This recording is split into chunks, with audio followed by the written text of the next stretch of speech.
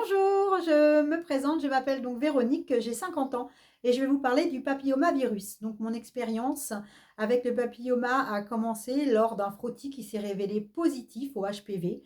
Ma gynécologue m'a prévenu que j'étais porteuse de gènes oncogènes, donc hautement à risque de porter le cancer du col de l'utérus au travers de ce papillomavirus. Donc il fallait enlever à tout prix le papillomavirus puisque mon corps ne l'a pas éliminé tout seul. Parce que oui, j'ai appris que le papillomavirus pouvait s'éliminer tout seul par notre corps, sauf que moi, j'étais très peu informée sur le papillomavirus et qu'en plus de ça, donc ces fameux cellules qui m'ont infectée, eh bien, étaient hautement porteuses donc de gènes qui me conduiraient au cancer du col de l'utérus.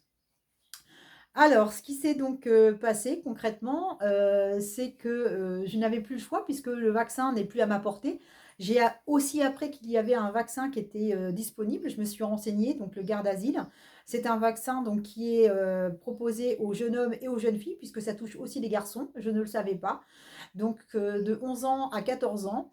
Et moi, lors de ma puberté, de mon adolescence. Donc, on ne m'a pas proposé ce vaccin-là. Donc, je suis née dans les années 70. Donc, je n'avais pas accès à ces informations. Et encore aujourd'hui, je trouve qu'on a très peu d'informations sur ce sujet. Alors, des campagnes existent, hein, je le sais, mais elles restent quand même très marginalisées. Et on en est très peu informé, malheureusement. Alors, la seule alternative qui s'est offerte à moi, c'est la conisation, c'est-à-dire qu'on m'a enlevé une partie du col de l'utérus pour pouvoir me prémunir de l'arrivée de ce cancer du col.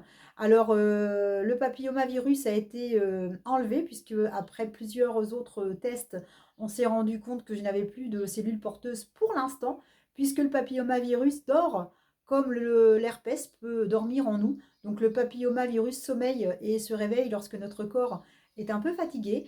Alors il se peut qu'il se réactive à un moment ou à un autre, d'où l'intérêt de faire des contrôles réguliers, d'où l'intérêt de faire des frottis très, très souvent, et surtout passé 50 ans et de s'informer le plus possible sur tous les moyens qui existent aujourd'hui pour se protéger et donc dépister le plus tôt le papillomavirus pour éviter un cancer du col de l'utérus.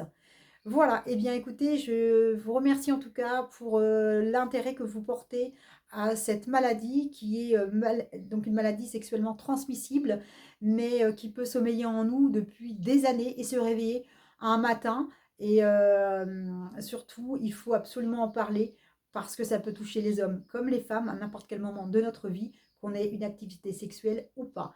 Voilà. Donc prenez bien soin de vous, merci à vous et j'espère écouter à très bientôt et que mon témoignage pourra servir à bon nombre d'entre vous. Merci.